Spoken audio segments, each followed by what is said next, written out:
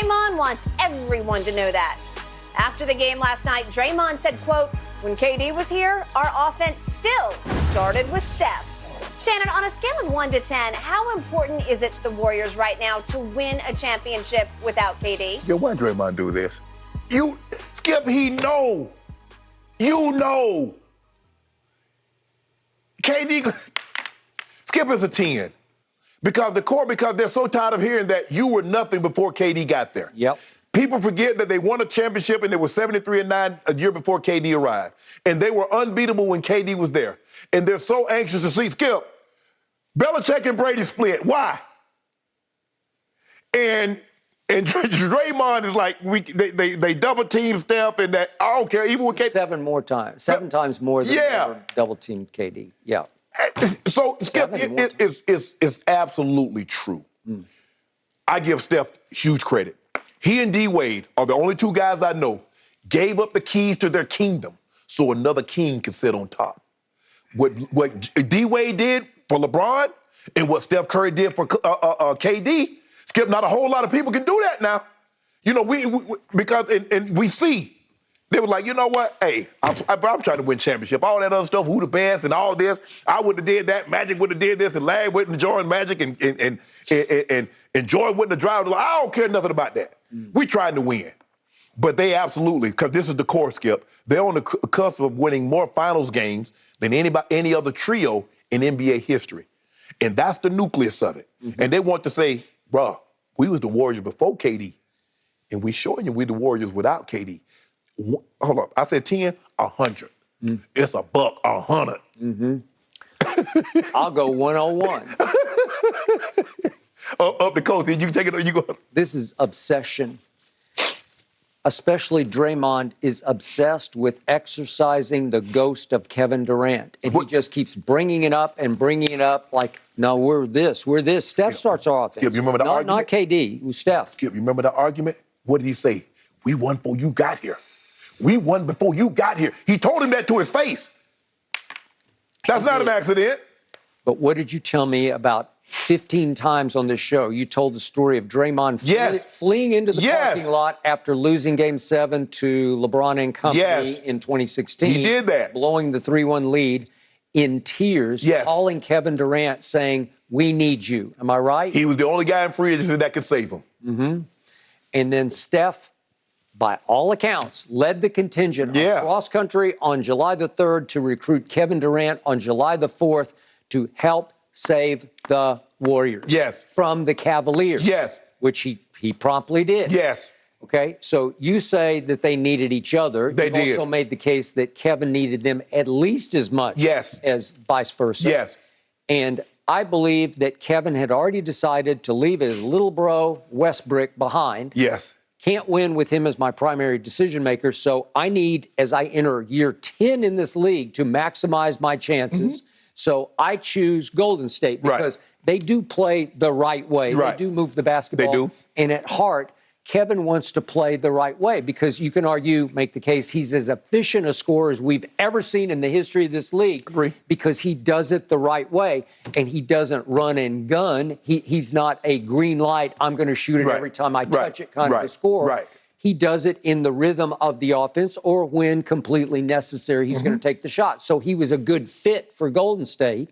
But I also think there's no way they were going to overcome LeBron and company. No, absolutely not. No, they were not. They were never going to. I do not believe they were ever going to beat LeBron and Kyrie fully healthy after they got ran down from 3-1. And they knew that.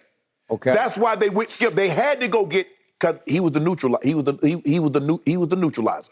He was the equalizer. Because now all of a sudden, we got a guy that can match LeBron shot for shot.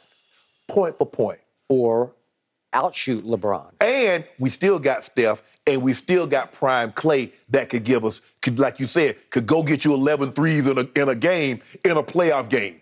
Okay. So when I hark back to the choice of D-Wade saying, you know what, LeBron, come here. I'm happy for you to come here. I'm making the quote-unquote sacrifice.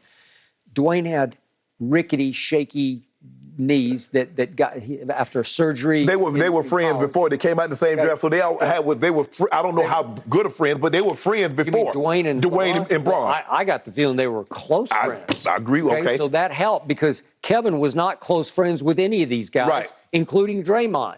Is he close friends now? He might be further apart now than he was when he went there. I'm having supreme doubts about that because at the Olympics, they appeared to bond. Yes. And Kevin can be vulnerable like that if you sort of play up to him. And he's sort of, because he's more of a follower than a leader. Mm-hmm. And he followed Kyrie to Brooklyn. And yet he was the leader of the Olympic team on the basketball court. When it was time to make the shot, he made the shot. Right. But all of a sudden, Draymond's launching his podcast, and his first guest is his new bestie, KD. Yeah. Well, now he's taking shot after shot. At least you could interpret them as shots because he doesn't want to hear one word about what Kevin did for them. Skip, but we saw this. We saw Steph when LeBron said, "What guy would you want to play with in the shop?" He said Steph. They took it to Steph. Steph said, "That's cool and all, but I'm cool with the guys I got." They lockstep and barrel. No matter how great a player is, we good with what we got. So I wouldn't expect anything else from Draymond except to say what he's saying and speaking in such glowing terms of Steph Curry. But I don't think KD's going to take kindly to that because he's going to view it as, bro, so what you trying to say, the man better than me? I think they all know, Steph won't acknowledge it publicly, but they know if they lose to Boston that the narrative will rear its ugly head. Well, you can't win without Kevin Durant. Well, let me ask you a question then. Who you think KD rooting for? Oh, well, you definitely rooting for Boston. Exactly. No doubt. He is rooting for the team that vanquished him. Yes. That terrorized him. Skip, look, and I've said this before, I'm cool with what I was able to accomplish. But going to Baltimore, Skip, I wanted to show that I could win something. I didn't need John Elway. I didn't need Mike Shanahan. I didn't need the West Coast offense. Heck, you had Trent Dilfer. Yeah. Trent, nice guy. But Trent was perfect because he was just good enough to know what he wasn't. Yeah. He didn't try to be whoever the guys were in the 2000, Aikman and all those guys. No. He wasn't trying to be that. But Kevin Durant is a great player. I would never shortchange him of that. But the Warriors want to show, guys, y'all make it seem like we burst on the scene once we got KD, and that's not the case. I believe if they were to win this championship, it would hold more value than any that they won. Absolutely, because of that 7-foot monster who got knocked out of the playoffs by the Boston Celtics. Now, all things being equal, it'd been really, can you imagine if it was the Warriors versus the Nets? Great stuff this morning, gentlemen. We got to leave this here because this series all tied up.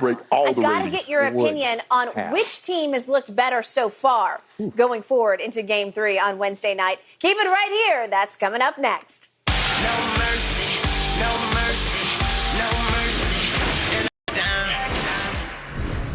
Darvin Ham was officially announced as the Lakers' new head coach on Friday.